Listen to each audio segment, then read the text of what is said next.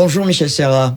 Bonjour Gilles. Ravi de te retrouver en ce lundi. On va parler avec toi du GLP-1, cette hormone sécrétée par l'intestin, très efficace pour la perte de poids, utilisée chez diabétiques exclusivement en France, alors que certains pays le détournent ou la détournent pour perdre du poids. Ça nous pose des problèmes parce Qu'est-ce que tu en penses ? Pour alimenter les pharmacies pour nos diabétiques, eh bien souvent ils sont en rupture de stock. On est obligé de jongler avec les doses pour essayer de faire avoir la dose hebdomadaire à nos diabétiques, c'est quand même dommage.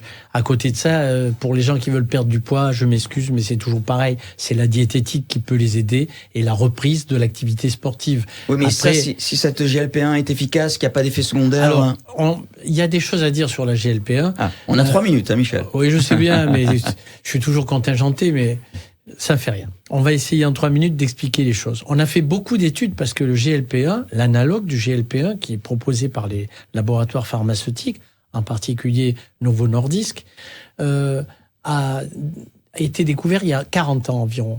Mais depuis, on a fait des études très précises et on s'aperçoit qu'elle a d'énormes avantages aussi sur d'autres organes. Par exemple, saviez-vous que ceux qui utilisent l'analogue du GLP-1 ont une meilleure mémoire que les autres? C'est des études scientifiques prouvées. Oh, tu vas me prescrire 2 ou 3 doses alors. Ben voilà, ça veut dire que ça retarde par exemple les effets de l'Alzheimer, les effets du Parkinson. C'est vraiment énorme. Mais c'est l'hormone du bonheur là, attends. Oui, c'est l'hormone du bonheur quelque part, parce qu'en plus, les gens qui ont envie de perdre un peu de poids, ben ça les aide à ce niveau. Ça diminue les risques d'insuffisance cardiaque. Ça diminue la vidange gastrique, donc il y a un effet sur le poids. Ça diminue la stéatose hépatique, donc les gens digèrent mieux, etc. Pour ceux qui supportent, parce qu'il y en a certains qui supportent pas justement cet effet.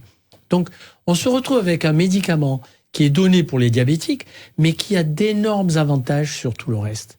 Et les laboratoires pharmaceutiques Novo Nordisk, pour les reciter bien sûr, ont décidé de créer une gigafactory en France, parce qu'ils s'aperçoivent que la demande va exploser vraiment dans la décennie qui vient, et cette hormone va être utilisée pour d'autres choses que le diabète.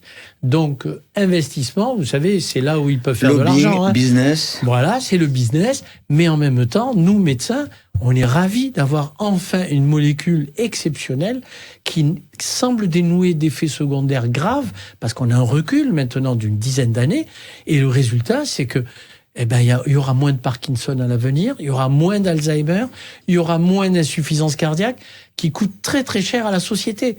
Et tout ça avec une piqûre hebdomadaire.